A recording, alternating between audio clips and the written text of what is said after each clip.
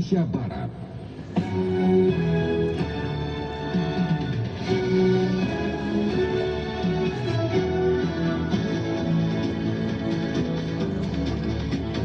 Selamat pagi pendengar, dari lantai 7 Medan Merdeka Barat 4 dan 5 Jakarta. Inilah Radio Republik Indonesia dengan Warta Berita Pagi. Ini merupakan kali pertama Indonesia terpilih sebagai presidensi G20. Oh iya, itu kan dalam rangka program untuk Jakarta bebas rokok.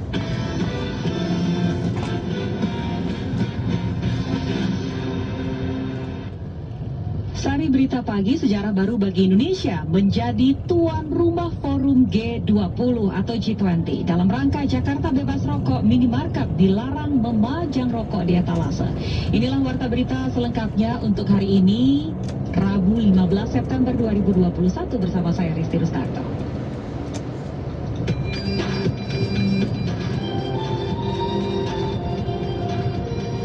Mengawali Warta Berita pagi ini, kami sampaikan sekilas berita utama. Longsor memutus akses jalan antar kecamatan di Desa Depok, Kabupaten Trenggalek, Jawa Timur. Seperti dilansir dari kantor berita antara, material longsor setebal 2 meter dan panjang mencapai 15 meter menutup badan jalan.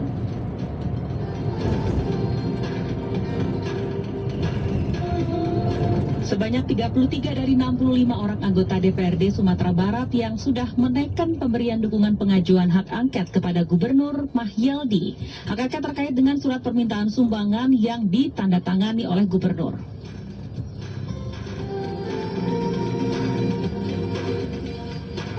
Dari olahraga, Chelsea meraih kemenangan 1-0 berkat gol Romelu Lukaku ke gawang lawan Zenit Saint Petersburg matchday pertama Grup H di Liga Champions yang digelar di Stamford Stadium. Maksud kami di Stamford Bridge. Dan hasil lain, Sevilla ditahan imbang 1-1 di kandang sendiri oleh RB Salzburg. Bayern Munich meraih kemenangan 3-0 atas Barcelona dalam pertandingan perdana di Grup E.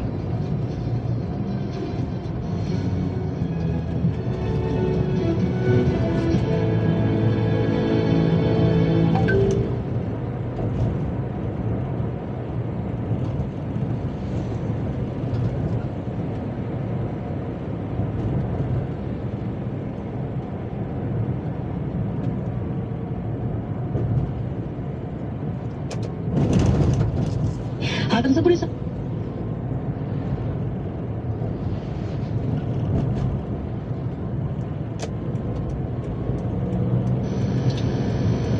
Terima kasih Pak Menko. Selanjutnya kepada Ibu Menteri Luar Negeri kami persilakan. Pemerintah Indonesia mengumumkan bahwa Indonesia akan menjabat presidensi G20 mulai 1 Desember 2021 mendatang.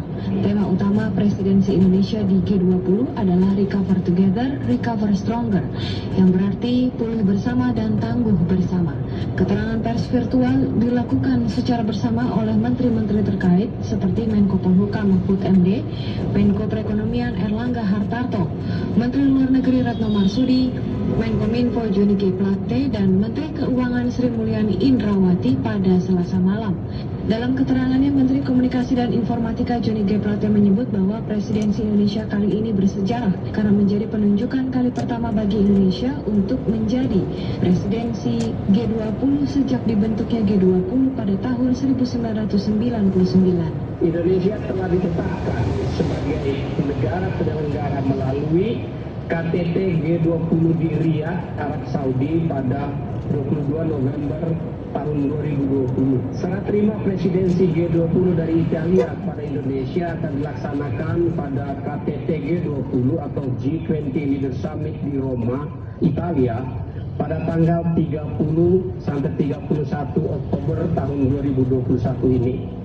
Ini merupakan kali pertama Indonesia terpilih sebagai presidensi G20 sejak dibentuknya G20 pada tahun 1999. Sementara itu, Menko Perekonomian Erlangga Hartarto dalam kesempatan tersebut mengatakan, dengan menjadi presidensi G20, Indonesia berkesempatan untuk menampilkan keberhasilan reformasi struktural, antara lain melalui Undang-Undang Cipta Kerja dan pembentukan Sovereign Wealth Fund, serta kesiapan Indonesia menjadi lokomotif pemulihan ekonomi global. Dan dengan menjadi presidensi G20, Indonesia memiliki kesempatan secara strategis untuk ikut menentukan arah desain kebijakan pemulihan ekonomi global, terutama pada masa pasca pandemi COVID-19 ini. Dengan presidensi G20, setidaknya ada 3 manfaat besar yang bisa diperoleh Indonesia. Di aspek ekonomi, beberapa manfaat langsung adalah peningkatan konsumsi domestik yang diperkirakan bisa mencapai 1,7 triliun rupiah, penambahan PDB hingga 7,47 triliun, dan pelibatan tenaga kerja sekitar 33.000 di berbagai sektor. Ini juga menjadi momentum untuk menampilkan keberhasilan reform struktural yang antara lain dengan Undang-Undang Cipta Kerja dan dengan Sovereign Wealth Fund. Dan tentunya ini akan mendorong confidence dari investor global untuk percepatan pemulihan ekonomi dan mendorong kemitraan global yang saling menguntungkan. Dari aspek pembangunan sosial, Indonesia berpeluang mendorong topik terkait dengan produksi dan distribusi vaksin. Terkait presidensi G20 Indonesia, Presiden Joko Widodo pun telah menerbitkan keputusan Presiden Republik Indonesia nomor 12 tahun 2021 tentang Panitia Nasional Penyelenggara Presidensi G20 Indonesia. Panitia yang ditetapkan antara lain Menteri Koordinator Bidang Perekonomian sebagai Ketua 1 Bidang Sherpa Track dan Menteri Luar Negeri sebagai Ketua 2 Bidang Sherpa Track. Selanjutnya Menteri Keuangan sebagai Ketua 1 Bidang Finance Track dan Gubernur Bank Indonesia sebagai Ketua 2 Bidang Finance Track, Menteri Koordinator Bidang Politik Hukum dan Keamanan sebagai Ketua Bidang Dukungan Penyelenggaraan Acara, dan Menkominfo sebagai Ketua Bidang Komunikasi dan Media. Dari Jakarta, Pradipta Rahadi, Pro 3 RRI.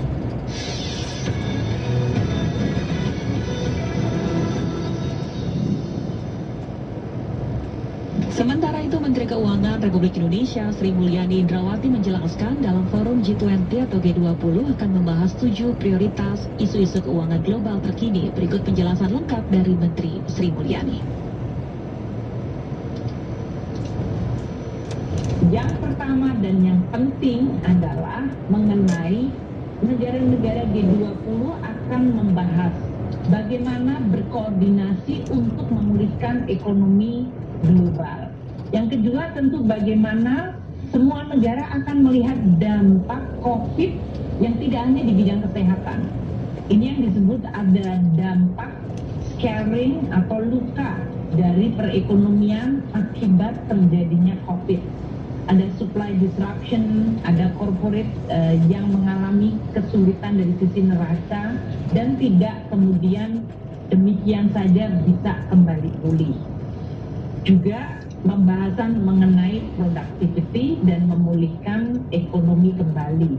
Bagaimana policy-policy akan didesain. Topik yang ketiga yang berhubungan dengan central bank digital currency.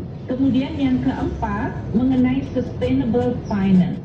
Maka akan dibahas mengenai green finance facility, termasuk bagaimana stimulus atau dukungan di bidang fiskal untuk menciptakan transformasi ekonomi menuju ekonomi yang hijau dan sustainable. Juga akan dibahas mengenai bagaimana digital infrastructure regulation di dalam rangka untuk meningkatkan leverage dan mobilisasi private sector investment. Adapun isu keenam adalah pengembangan kredit usaha rakyat atau usaha mikro kecil menengah UMKM, termasuk di dalamnya adalah digitalisasi UMKM. Terakhir adalah mengenai reformasi perpajakan.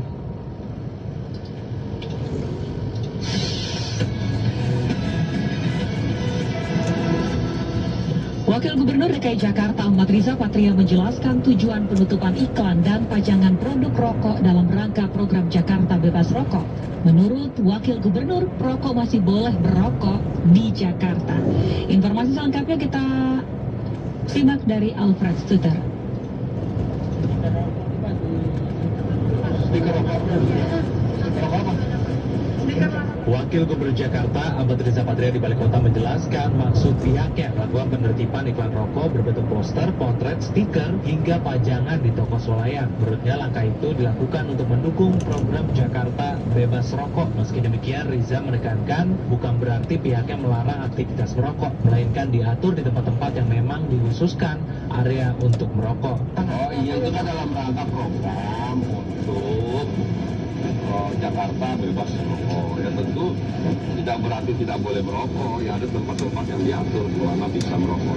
Kasatpol PP DKI Jakarta Arifin mengakui pihaknya mulai menerima informasi adanya pemasangan iklan rokok berbentuk poster, potret, stiker hingga pajangan di toko swalayan. Untuk itu pihaknya mulai mengambil tindakan dengan melakukan penertiban. Arifin pun menjelaskan dasar hukum penertiban ini antara lain Perda DKI Jakarta nomor 9 tahun 2014 tentang penyelenggaraan reklame, Pergub DKI Jakarta nomor 1 tahun 2015 tentang larangan penyelenggaraan reklame rokok dan produk tembakau pada media luar ruang, hingga Sergub nomor 8 tahun 2021 tentang pembinaan kawasan dilarang merokok. Ia menekankan dalam Sergub nomor 8 itu memuat imbauan agar para pengusaha tidak memajang kemasan atau bungkus rokok di tempat penjualannya. Ya, karena kita mulai mendapatkan informasi dan laporan adanya pemasangan iklan rokok iklan rokok di indoor, ruang-ruang tertutup. Sebelumnya sejumlah minimarket di Jakarta selama 3 hari berturut-turut dilaporkan mulai menutupi produk rokok yang dijualnya. Kasatpol PP Jakarta Barat Tamu Sijabat menyebutkan penutupan tersebut seiring dengan program Jakarta Bebas Rokok. Selain itu, Tamu juga mengusulkan agar para pengelola minimarket membuat semacam daftar menu rokok ke pembeli dengan kategori orang dewasa. Langkah itu menurutnya guna mencegah ketertarikan anak pada rokok.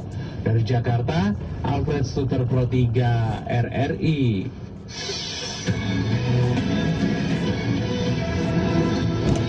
Ya, pendengar, 1 bulan lagi atau tidak sampai 1 bulan kita akan bersama-sama mengikuti Pekan Olahraga Nasional atau PON Papua 2020 atau PON ke-20 dan juga Poparnas. Kegiatan ini berlangsung di ujung timur Indonesia, Papua, dan sejauh ini 625 personil aparat gabungan TNI Polri dikerahkan untuk pengamanan pelaksanaan pertandingan 7 cabang olahraga di Pekan Olahraga Nasional atau PON ke-20 Kabupaten Merauke, Papua. Informasi selengkapnya segera kita akan simak bersama Ardi. Ya, pendengar, pelaksanaan PON Papua tidak lama lagi akan segera dilaksanakan. Khusus di Kabupaten Merauke akan dipertandingkan 7 cabang olahraga, yakni wusu, gulat, catur, anggar, sepak bola putri, road race, dan motocross. Untuk cabur yang akan dipertandingkan pertama di Merauke yakni cabang olahraga wusu pada tanggal 29 September hingga tanggal 11 Oktober bertempat di Gor Futsal Merauke. Untuk sepak bola putri akan dimulai pada tanggal 3 Oktober hingga 11 Oktober bertempat di Stadion Katalpal Merauke. Sedangkan untuk cabang olahraga catur dilaksanakan pada tanggal 4 hingga 13 Oktober bertempat di Ballroom Swissbell Hotel. Dan untuk cabang olahraga anggar akan dilaksanakan pada tanggal 4 hingga 9 Oktober bertempat di Aula Arkelausai. Sedangkan untuk cabur gulat akan mulai dipertandingkan pada tanggal 8 hingga 14 Oktober bertempat di Gor Futsal Merauke. Sedangkan untuk cabang olahraga bermotor yakni road race dan motocross akan dilaksanakan pada tanggal 6 dan 9 Oktober bertempat di sirkuit Fregat Waningap Saigautak. Nah, pendengar, untuk persiapan pengamanan sendiri memang dari pihak Polres Merauke telah berkoordinasi bersama aparat TNI dan Polda Papua di mana akan disiapkan sebanyak 625 personil yang akan dibantu dari Brimob Nusantara dan Sat Sabara Polda Papua yang tentunya ditambah lagi dari pasukan aparat TNI. Pendengar, hingga saat ini seluruh persiapan telah berjalan dengan baik kesiapan venue, akomodasi dan transportasi hingga persiapan pengamanan, dan dapat dipastikan Kabupaten Merauke telah siap 100% untuk melaksanakan event olahraga akbar nasional PON 20 di Kabupaten Merauke. Demikian Ardi Rasaki melaporkan langsung dari Kabupaten Merauke. Ya, memang Pekan Olahraga Nasional atau PON 20 dilaksanakan di 3 tempat di Papua.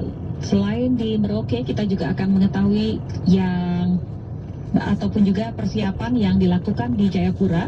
Sebanyak 9.000 personil TNI Polri diterjunkan untuk mengamankan Pekan Olahraga Nasional PON 20 yang digelar pada 2 Oktober mendatang. Dari Jayapura ada Arul Firmansyah. Arul. Halo Arul. Ya, nampaknya terputus. Kami akan hubungi kembali. Sementara itu, pendengar, Anda Pemerintah hingga panitia besar dari PB PON juga memastikan bahwa kondisi Papua sebagai penyelenggara PON ke-20 adalah daerah yang aman. Kami akan hadirkan informasinya sesaat lagi dalam laporan khusus Pro 3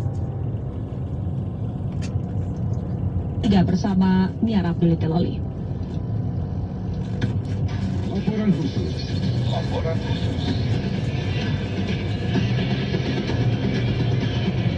Laporan khusus. Saat ini, PON dan Peternak sudah siap. Pelaksanaan Pekan Olahraga Nasional PON ke-20 di Papua kini hanya menyisakan waktu kurang dari 3 pekan. Bahkan dalam beberapa hari ke depan, sejumlah cabang olahraga akan mulai berkompetisi pada fase penyisihan.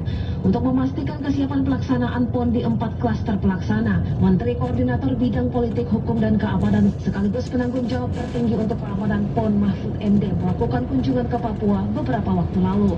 Mahfud berharap pelaksanaan PON nanti bukan hanya akan berjalan aman, namun dapat menyampaikan pesan pemerintah bahwa Papua juga layak menjadi lokasi pelaksanaan pesta olahraga berskala nasional seperti daerah lain di Indonesia.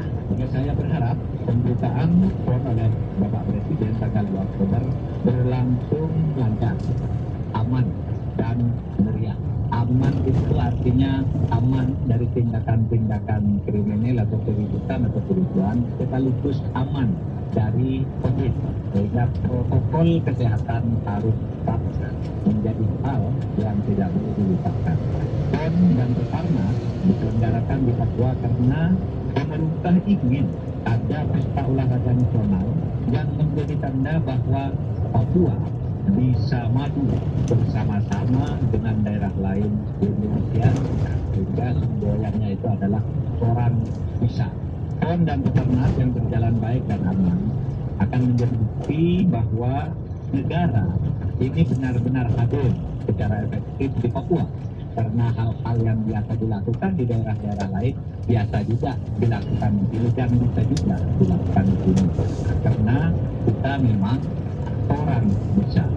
Kapolda Papua, Matius Fahiri dalam diskusi publik bersama Forum Merdeka Barat 9 beberapa waktu lalu juga mengatakan bahwa pihaknya telah melakukan berbagai langkah antisipasi terkait ancaman keamanan. Kita juga telah membangun komunikasi aktif dengan PB PON untuk melihat berbagai hal-hal yang akan terjadi yang berdampak pada keamanan. Dan kita bersyukur sampai dengan hari ini terkait dengan semua bagian pembangunan penyiapan venue-venue ini bisa berjalan dengan baik dan secara keseluruhan itu bisa siap untuk melaksanakan penyelenggaraan PON itu ya. Matius pun mengharapkan peran aktif pimpinan daerah untuk melakukan pendekatan dengan masyarakat agar meminimalisir berbagai ancaman keamanan atau keributan. Dan memang betul ada gangguan, tetapi kan itu bukan di tempat 4 klaster yang akan melakukan penyelenggaraan PON ini. Dan itu juga intensitasnya sudah lebih berkurang.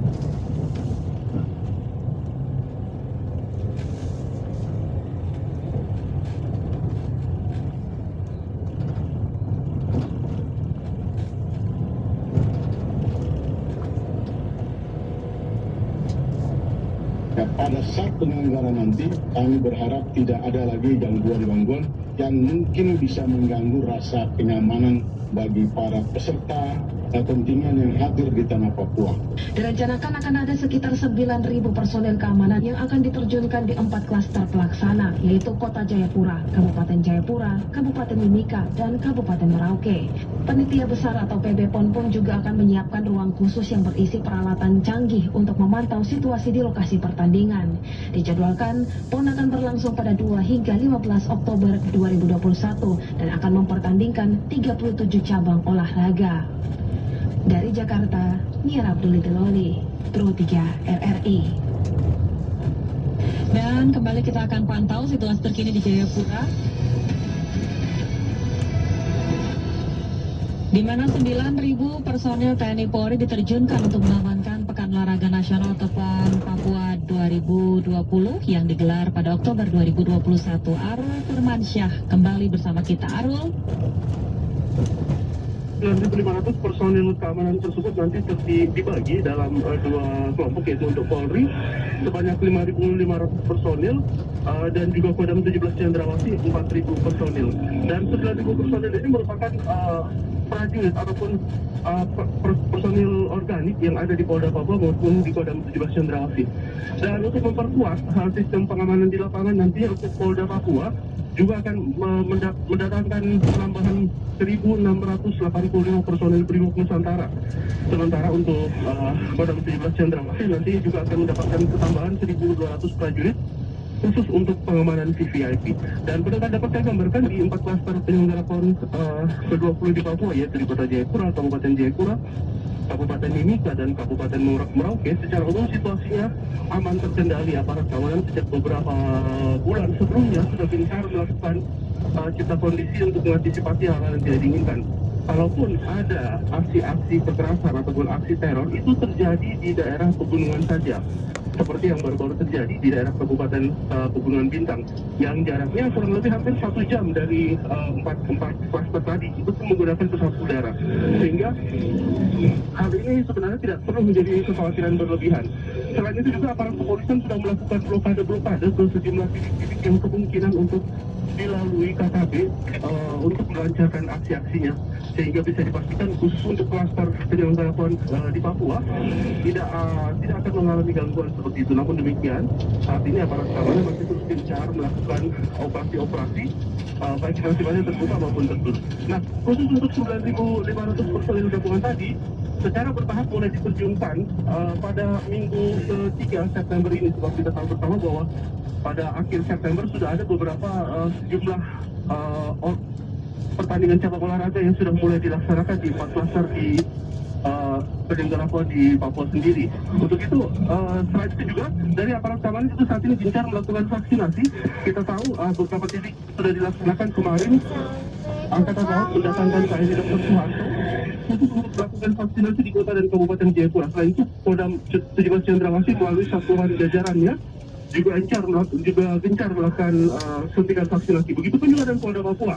Hari ini di beberapa titik juga sedang dilaksanakan vaksinasi COVID-19, dan demikian diharapkan sebelum PON minimal 70% warga di 4 klaster penyelenggara PON ini sudah bisa mendapatkan suntikan vaksinasi minimal untuk dosis pertama.